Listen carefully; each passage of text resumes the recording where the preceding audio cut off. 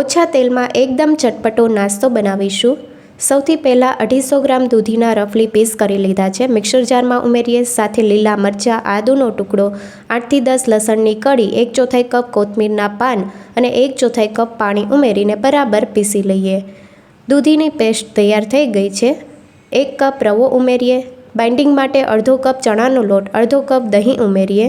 ચપટી હિંગ અને અડધી ચમચી અજમાને ક્રશ કરીને ઉમેરીએ। સ્વાદ પ્રમાણે મીઠું, હળદર પાવડર, ચટપટો ટેસ્ટ આપવા માટે 1 ચમચી ખાંડ અને 1 ચમચી લીંબુનો રસ ઉમેરીએ। 1 ચમચી તેલ ઉમેરીને બરાબર મિક્સ કરી લઈએ। ઢાંકણ ઢાંકીને 10 મિનિટ માટે મૂકી દઈએ।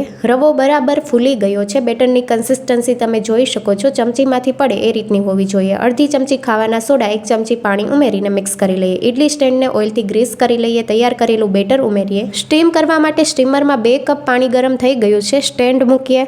ઢાંકણ ઢાંકીને હાઈ ગેસની ફ્લેમ ઉપર 12 થી 13 મિનિટ માટે થવા દઈએ। બરાબર નાસ્તો સ્ટીમ થઈ ગયો છે, પ્લેટમાંથી કાઢી લઈએ। વઘાર માટે 3 ચમચી તેલ, રાઈ, હિંગ, સફેદ તલ, મીઠા લીમડાના પાન ઉમેરીએ। નાસ્તો ઉમેરીને ક્રિસ્પી કરી લઈએ।